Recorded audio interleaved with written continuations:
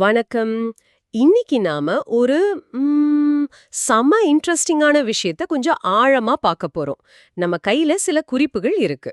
தலைப்பு financial psychology reflected இன் Tamil cinema.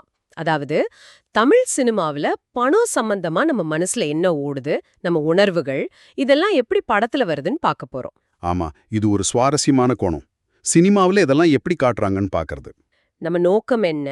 இந்த குறிப்புகள் இருக்கு. இத வச்சு சில பாப்புலர் தமிழ் படங்கள்ல வர்ற சீன்ஸ், அது மூலமா நம்ம பணம் பழக்கம் இருக்கே, அதுக்கு பின்னால இருக்கிற சைக்காலஜி அதை எப்படி புரிஞ்சுக்கலாம்னு பார்க்க போறோம்.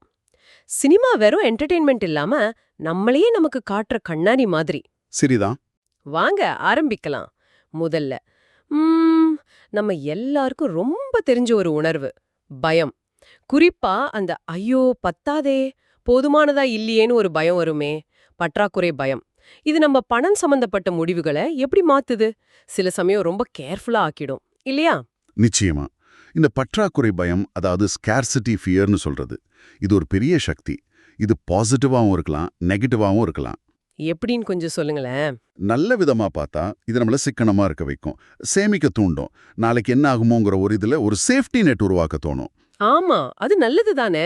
ஆனா இதே பயம் ரொம்ப அதிகமா போயிடுச்சுன்னா, அப்பதான் சிக்கல் ஆரம்பிக்குது இல்லையா? ரொம்ப பயந்தா நல்ல வாய்ப்பு வந்தா கூட ஐயோ ரிஸ்க்னு விட்டுடுவோம். கரெக்ட். இல்லனா ரொம்ப அவசரப்பட்டு யோசிக்காம ஏதாவது தப்பா முடிவு பண்ணவும் வாய்ப்பு இருக்கு. ஓ பொணுத்து குறிப்புகள்ல அந்நியன் படத்தை பத்தி சொல்லியிருக்கு.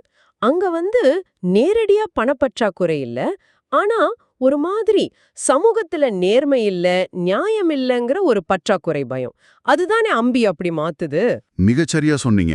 அங்க அந்த சமூக அநீதி மேல இருக்கிற பயமும் அந்த பற்றாக்குறை உணர்வும் தான் அவர் அந்த மாதிரி தீவிரமான செயல்களுக்கு தள்ளுது. அது கொஞ்சம் எக்ஸ்ட்ரீம் உதாரணம் தான். ஆனா அந்த அடிப்படை உணர்வு, அதாவது பற்றாக்குறை பயம் நம்ம நடத்தையை எப்படி மாத்துங்கிறதுக்கு ஒரு நல்ல எடுத்துக்காட்டு. ஓ இது பண விஷயத்துலயும் அப்படியே பொருந்தும். காசு இல்லைங்கிற பயம் சிலரை தப்பான வழியில கூட போக வைக்கும். அந்த பயத்துக்கு அவ்வளோ பவர் இருக்கு. சரி, பயம் ஒரு பக்கம்னா அதோட இன்னொரு எக்ஸ்ட்ரீம்னு சொல்லலாமா? பேராசை. அதாவது ஆசைப்படுறது வேற, ஆனா எப்போ அந்த ஆசை பேராசையா மாறுது, இது ஆபத்தான முடிவுகளுக்கு கொண்டு போகுமே. தமிழ் சினிமாவுல இதுக்கு ஏகப்பட்ட உதாரணம் இருக்கும். கண்டிப்பா இருக்கு. இங்க நம்ம முக்கியமா கவனிக்க வேண்டியது என்னன்னா, ஆசைக்கும் பேராசைக்கும் உள்ள சின்ன வித்தியாசம். வாழ்க்கையில முன்னேறணும், நல்லா இருக்கணும்னு ஆசைப்படுறது தப்புல்ல. அது ஒரு மோட்டிவேஷன். ஆமா. ஆனா பேராசைங்கிறது அதுக்கு ஒரு எல்லையே கிடையாது. போதுங்கிற மனசே வராது. இன்னும் வேணும், இன்னும் வேணும்னு. சில சமயம் அதுக்காக அடுத்தவங்களை ஏமாத்துறது, தப்பு பண்றது வரைக்கும் போகும். அது அன்கண்ட்ரோல்டு. ம் உங்க குறிப்புகள்ல பேட்டா படம் பத்தி இருக்கு. அதுல வில்லன் சிம்ஹாசனத்துக்கு ஆசைப்படுறது, அது ஒரு அடங்காத பேராசை மாதிரி தெரியுது. அதனால அவர் எடுக்கிற முடிவுகள் எல்லாம் அழிவுக்கு தான் கொண்டு போகுது. ஆமா. ஆனா அதே படத்துல ரஜினியோட பேட்டா கேரக்டர், அவர்கிட்டயும் ஒரு கோல் இருக்கு, ஒரு ஆசை இருக்கு. ஆனா அது ரொம்ப தந்திரமா, புத்திசாலித்தனமா, கையில இருக்கிற ரிசோர்ஸை கரெக்டா யூஸ் பண்ணி அடைய நினைக்கிற மாதிரி இருக்கு. இது பேராசை இல்லையா? ஒரு கண்ட்ரோல்டு டிசைர் மாதிரி தானே? ரொம்ப முக்கியமான பாயிண்ட் இது. பேட்டா கேரக்டர் தான் இலக்க அடைய ஒரு பிளான் போடுது. ரொம்ப ஸ்மார்ட்டா மூவ் பண்ணுது. அதுல ஒரு கட்டுப்பாடு இருக்கு. ஆனா வில்லன் கிட்ட இருக்கிறது ஒரு பிளைண்ட் கிரீட். அது அவரை மட்டும் இல்ல, சுத்தி இருக்கிற எல்லாரையும் பாதிக்குது. ஆமா. இந்த வித்தியாசத்தை புரிஞ்சுக்கிறது நிஜ வாழ்க்கைக்கு ரொம்ப முக்கியம். நம்ம ஆசைகள் நம்மள நல்ல வழிக்கு கொண்டு போகுதா இல்ல தப்பான பாதைக்கு இழுக்குதான்னு பார்க்கணும். சரி, இப்ப கொஞ்சம் வித்தியாசமான ஆனா ரொம்ப பவர்ஃபுல்லான ஒரு விஷயத்துக்கு வருவோம். நீங்க சொன்னீங்க இழப்பு வெறுப்பு, லாஸ் அவர்ஷன். அதாவது நமக்கு 100 ரூபாய் கிடைச்சா வர சந்தோஷத்தை விட நம்ம கையில இருந்து 100 ரூபாய் போயிடுச்சுன்னா அந்த வலி ரொம்ப அதிகமா இருக்குமாமே. இது நிஜமாவா? இது 100க்கு 100 உண்மைங்க. சைக்காலஜி ரிசர்ச் எல்லாம் இது தெளிவா சொல்லுது. அந்த இழப்போட வலி லாபத்தோட சந்தோஷத்தை விட பல மடங்கு அதிகம். ஓ அப்படியா? ஒரு உதாரணம் சொல்றேன் கேளுங்க. ஒரு இன்வெஸ்ட்மெண்ட்ல 10,000 ரூபாய் லாபம் வர சான்ஸ் இருக்கு. ஆனா அதே சமயம் 5,000 ரூபாய் நஷ்டம் வரவும் சான்ஸ் இருக்குன்னு வச்சுக்கோங்க. நிறைய பேர் என்ன பண்ணுவாங்க தெரியுமா? அந்த 10,000 லாபத்தை பார்க்க மாட்டாங்க. அந்த 5,000 நஷ்டம் வந்துருமோன்னு பயந்து அந்த இன்வெஸ்ட்மெண்ட்டே வேணான்னு விட்டுடுவாங்க. ரிஸ்க் எடுக்க ரொம்ப தயங்குவாங்க. ஓ இதுதான் காரணமா நிறைய பேர் சேஃபான ஆனா கம்மி ரிட்டர்ன் தர எஃப்டி மாதிரி விஷயங்கள்ல போடுறதுக்கு? இருக்கலாம். அதுக்கு இது ஒரு முக்கியமான காரணம். மரியாதையையும் ஒரே நிமிஷத்துல இழந்துருவாரு. ஆனா அந்த இழப்பு அவரை முடக்கி போடல. இல்ல, அது ஒரு பெரிய கோவமா ஒரு வெறியா மாறுது. இழந்ததை மீட்கணும், தப்பு செஞ்சவங்கள பழிவாங்கணும்னு தூண்டுது. அந்த இழப்போட வலிதான் படத்தோட மொத்த டிரைவிங் ஃபோர்ஸ். கரெக்ட். சிவாஜி படத்துல அந்த லாஸ் அவர்ஷன் ஒரு பயங்கர மோட்டிவேஷனா மாறுது. நிஜ வாழ்க்கையில இது இவ்ளோ டிராமாவா இருக்காது. ஆனா யோசிச்சு பாருங்க, ஒரு சின்ன நஷ்டத்தை கூட தாங்கிக்க முடியாதுன்னு நினைச்சு நம்ம பெரிய லாபம் தரக்கூடிய வாய்ப்புகளை மிஸ் பண்றோமா? யோசிக்க வேண்டிய விஷயம். ஒரு பழைய சட்டை நல்லாவே இல்ல, ஆனா தூக்கி போட மனசு வராம வச்சிருப்போம். இல்ல ஒரு ஷேர் விலை இறங்கிக்கிட்டே போகுது, ஆனா நஷ்டத்தை ஏத்துக்க மனசு இல்லாம ஏறும் புடிச்சுக்கிட்டே இருப்போம். இதுக்கெல்லாம் பின்னால இந்த லாஸ் அவர்ஷன் இருக்கலாம். Abundance mind set. இன்னொன்னு பற்றாக்குறை மனநிலை, ஸ்கேசிட்டி மைண்ட் செட். நீங்க சொன்ன மாதிரி பற்றாக்குறை மனநிலை இருந்தா இருக்கிறத கெட்டியா பிடிச்சுக்கணும்னு தோணும். ஆனா வளம் சார்ந்த மனநிலை இருந்தா உலகத்துல நிறைய இருக்கு, புது வாய்ப்புகள் வரும்னு தோணுமா? இது எப்படி நம்ம பணம் விஷயங்களை பாதிக்குது? இது ரொம்ப ரொம்ப முக்கியமான ஒரு விஷயம். நம்ம மனநிலை தான் நம்ம உலகத்தை பார்க்குற விதத்தையே தீர்மானிக்குது. பற்றாக்குறை மனநிலை இருக்கிறவங்க அவங்க என்ன நினைப்பாங்கன்னா, உலகத்துல எல்லா விஷயமும் லிமிட்டெட், எல்லாத்துக்கும் பயங்கர போட்டி இருக்கு அப்படின்னு நம்புவாங்க. அதனால அவங்க கிட்ட கொஞ்சம் பயம், பொறாம, மத்தவங்களோட ஷேர் பண்ணிக்க தயங்குறது இதெல்லாம் அதிகமா பார்க்கலாம். எனக்கு கிடைச்சது உனக்கு கிடைக்கக்கூடாதுங்கிற மாதிரி ஒரு எண்ணம். அப்போ வளம் சார்ந்த மனநிலை இருக்கிறவங்க அதுக்கு ஆப்போசிட்டா? ஆமா, அவங்க உலகத்துல எல்லாருக்கும் போதுமான வாய்ப்பு இருக்கு, வளம் இருக்குன்னு நம்புவாங்க. அதனால அவங்க மனசுல ஒரு நம்பிக்கை இருக்கும், தாராளமா இருப்பாங்க, மத்தவங்களோட சேர்ந்து வேலை செய்ய விரும்புவாங்க, கோஆபரேட் பண்ணுவாங்க. ஓ, புதுசா ஏதாவது ட்ரை பண்ண கொஞ்சம் ரிஸ்க் எடுக்க கூட தயங்க மாட்டாங்க. ஃபெயிலியர் ஆன கூட அது ஒரு லேர்னிங் வாய்ப்பா பார்ப்பாங்க. இதுக்கு உங்க குறிப்புல நண்பன் படத்தை சொல்லிருக்கீங்க. அதுல விஜய் கேரக்டர் அந்த பாரி, அவர் மார்க் வாங்கணும், ரேங்க் வாங்கணுங்கிற அந்த ரேஸ்ல ஓடாம கத்துக்கிறதுல, புதுசா கண்டுபிடிக்கிறதுல ஆர்வம் காட்டுறாரு, ஃப்ரெண்ட்ஸோட சேர்ந்து படிக்கிறாரு. ஆமா, தோல்வியை பத்தி பயப்படாம ஆல் இஸ் வெல்னு சொல்றதே ஒரு விதத்துல அபண்டன்ஸ் மைண்ட் செட் தானே. பிரச்சனை வந்தாலும் சமாளிக்க வழி இருக்குங்கிற நம்பிக்கை. மிக சரியான உதாரணம் அது. அந்த கேரக்டர் லேர்னிங்க ஒரு செலிப்ரேஷனா பாக்குது, வளர்ச்சியை கொண்டாடுது, மத்த ஃப்ரெண்ட்ஸோட வெற்றியையும் சந்தோஷமா பாக்குது. இதுதான் உண்மையான வளம் சார்ந்த மனநிலை. சூப்பர். பணம் விஷயத்துலயும் இது அப்படியே வரும். ஐயோ காசு இல்லையே அன்னு முடங்கி போகாம, சரி பணம் சம்பாதிக்க என்ன வழி இருக்குன்னு தேடுறது, மத்தவங்களோட சேர்ந்து பிசினஸ் பண்ணலாமான்னு யோசிக்கிறது, இதெல்லாம் அபண்டன்ஸ் மைண்ட் செட்டோட வெளிப்பாடு தான். ஓகே, இப்ப நாம எல்லாரும் ரொம்ப ஈஸியா கனெக்ட் பண்ணிக்க கூடிய ஒரு விஷயத்துக்கு வருவோம். சோஷியல் கம்பேரிசன் மற்றும் அந்தஸ்து. Social comparison and status. சிம்பிளா சொன்னா அடுத்தவங்கள பார்த்து நம்மள கம்பேர் பண்ணிக்கிறது. அவங்க என்ன கார் வச்சிருக்காங்க, என்ன ஃபோன் வச்சிருக்காங்க, எங்க டூர் போறாங்கன்னு பார்த்து நமக்கும் அதே மாதிரி வேணும்னு ஆசைப்படுறது. இல்லனா அவங்கள விட ஒரு படி மேல இருக்கணும்னு நினைக்கிறது. ஆமா, இது இப்ப எவ்வளவு பெரிய பிரச்சனையா இருக்கு. ஆமா, இது மனுஷனோட இயல்புதான். ஆனா இப்போ முக்கியமா இந்த சோஷியல் மீடியா வந்ததுக்கு அப்புறம் இது ரொம்பவே ஜாஸ்தி ஆயிடுச்சு. நாம அங்க பாக்குறதெல்லாம் என்ன, மத்தவங்களோட வாழ்க்கையோட ஹைலைட் ரீல் மட்டும்தான். சரிதான். அத நம்ம சாதாரண வாழ்க்கையோட கம்பேர் பண்ணி நமக்கு தேவையில்லாத ஸ்ட்ரெஸ், ஒரு மாதிரி தாழ்வு மனப்பான்மையெல்லாம் வருது. அதை சரி கட்டணும்னு நம்ம சக்திக்கு மீறி சில சமயம் கடன் வாங்கியாவது சில பொருட்களை வாங்குறோம், ஆடம்பரமா செலவு செய்ய நினைக்கிறோம். இந்த அந்தஸ்துக்காக வாழ்றது பெரிய கடன் சுமைக்கு கொடுத்து போயிடும். இதுக்கு பாஸ்ங்கிற பாஸ்கரன் படம் செம்ம காமெடியா இருந்தாலும் நல்ல உதாரணம்னு தோணுது. ஆர்யாக்கு வேலை இல்ல, அதுக்காக அவர் படுற அவமானம், கல்யாணம் பண்ண பணம் தேவைப்படுறது, சொந்தக்காரங்க ஃப்ரெண்ட்ஸ் கிண்டல் பண்றது. ஆமா ஆமா, காமெடியா சொன்னாலும் அதுக்கு பின்னால இருக்கிற அந்த சோஷியல் பிரஷர், கம்பாரிசன் எவ்வளோ அதிகம்னு புரியுது. வேலை, ஸ்டேட்டஸ், பணம் இதெல்லாம் எப்படி பின்னி பிணைஞ்சிருக்கிற காட்டுது. இது நிறைய பேரோட வாழ்க்கையில நடக்கிறது தானே. நிச்சயமா.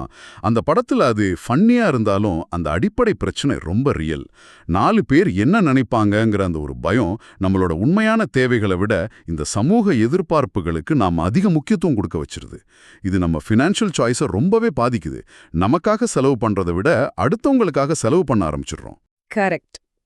சரி, அடுத்ததா உந்துவிசை முடிவுகள் மற்றும் உடனடி திருப்தி. impulsive decisions and immediate gratification. இன்னும் சிம்பிளா சொன்னா யோசிக்காம உடனே செய்யறது, முக்கியமா செலவு பண்ற விஷயத்துல. அப்புறம் பாத்துக்கலான்னு இப்போதைய சந்தோஷத்துக்கு முக்கியத்துவம் கொடுக்கறது, எதிர்காலத்துல கிடைக்க போற பெரிய பலனை யோசிக்காம. ஆமா, கிரெடிட் கார்டை தேய்ச்சிட்டு அப்புறம் மாசம் இஎம்ஐ கட்டிக்கலாம்னு நினைக்கிற மாதிரி. அதேதான். இது நம்ம மூளையோட வேலை செய்யற விதத்தோட சம்பந்தப்பட்டது. உடனடியா கிடைக்கிற ரிவார்டுக்கு நம்ம பிரெயின் ரொம்ப வேகமா ரெஸ்பாண்ட் பண்ணும். லாங் டேர்ம் பெனிஃபிட்ஸ் பத்தின யோசனை கொஞ்சம் பின்னுக்கு போயிடும். ஓ, இப்ப சேமிச்சா 10 வருஷத்துல வீடு வாங்குறத விட இன்னைக்கே ஒரு புது ஐபோன் வாங்குறதுல கிடைக்கிற அந்த கிக் பெருசா தெரியும். இதுக்கு செல்ஃப் கண்ட்ரோல் ரொம்ப முக்கியம். இந்த உடனடி திருப்தி மனப்பான்மை நம்ம ஃபைனான்ஷியல் கோல்ஸ் அடையறதுல பெரிய தடையா இருக்கு. இதுக்கு வாரணமாயிரம் படத்துல சூர்யாவோட யங் கேரக்டர் ஒரு நல்ல உதாரணம்னு குறிப்புல இருக்கு. அப்ப அவரு கொஞ்சம் இம்பல்சிவா நினைச்சதை செய்யற மாதிரி செலவு பண்ற மாதிரி இருப்பாரு. ஆமா. ஆனா வாழ்க்கையில சில அனுபவங்களுக்கு பிறகு, முக்கியமா ஆர்மிக்கு போன பிறகு ரொம்ப டிசிப்ளின்டா பொறுப்பான ஆளா மாறுவார். சரிதான். இது அவரோட ஃபைனான்ஷியல் ஹேபிட்ஸையும் மாத்திருக்குன்னு நம்பலாம்.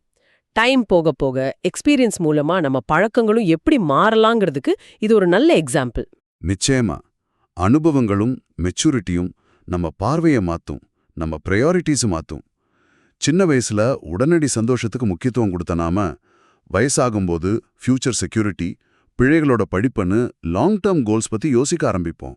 ஆனா இந்த மாற்றத்துக்காக வெயிட் பண்ணாம யங்கா இருக்கும்போதே கொஞ்சம் ஃபினான்ஷியல் டிசிப்ளினை கத்துக்கிறது ரொம்ப நல்லது.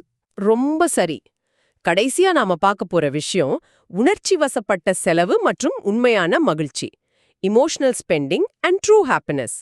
அதாவது மனசு சரியில்லாதப்போ, ரொம்ப சோகமா இருக்கும், இல்ல ரொம்ப போர் அடிக்குது, இல்ல சில சமயம் பயங்கர ஹாப்பியா இருக்கும்னு வச்சுக்கோங்க. அந்த இமோஷனை சமாளிக்கிறேன்னு சொல்லி பாட்டுக்கு ஷாப்பிங் பண்றது, தேவையில்லாததெல்லாம் வாங்குறது. இது ஒரு மாதிரி கோப்பிங் மெக்கானிசம் மாதிரி. அந்த நேரத்தை எமோஷனை ஃபேஸ் பண்ணாம எஸ்கேப் ஆகிறதுக்கு பொருள் வாங்குறது.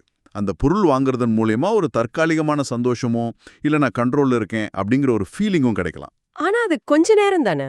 அதேதான், ரொம்ப டெம்பரரி. அந்த பொருள் வாங்கின ஹைப்பு கொஞ்ச நேரத்துல போயிடும். உண்மையான நீடிச்ச சந்தோஷங்கிறது பொருட்கள்ல இருந்து வர்றதில்ல. அது அனுபவங்கள், நல்ல உறவுகள், ஒரு அர்த்தமுள்ள வாழ்க்கையை வாழ்றது, இதுல இருந்து தான் கிடைக்குது. அருமையா சொன்னீங்க. இதுக்கு காலா படத்தை உதாரணமா கொடுத்திருக்கீங்க. அதுல ரஜினியோட காலா கேரக்டர் தனக்குன்னு சொத்து சேர்க்கணும், பெரிய பங்களா கட்டணும்னு நினைக்காம, ஆமா, அந்த காராவி மக்களோட நிலத்துக்காக, அவங்க உரிமைக்காக, அவங்க சமூக நல்ல விஷயத்துக்காக போராடுறாரு. தன்னோட பவரை, இன்ஃப்ளூயன்ஸையும் அதுக்கு யூஸ் பண்றாரு. அதுல அவருக்கு ஒரு ஆழமான திருப்தி கிடைக்குது. கரெக்ட். பணத்தால கிடைக்கிற சந்தோஷத்தை தாண்டி ஒரு உண்மையான மகிழ்ச்சி அதுல தெரியுது. ஆமா, அந்த படம் மெட்டீரியலிஸ்டிக் வாழ்க்கைக்கும் பர்பஸ்ஃபுல் வாழ்க்கைக்கும் உள்ள வித்தியாசத்தை ரொம்ப அழகா காட்டுது.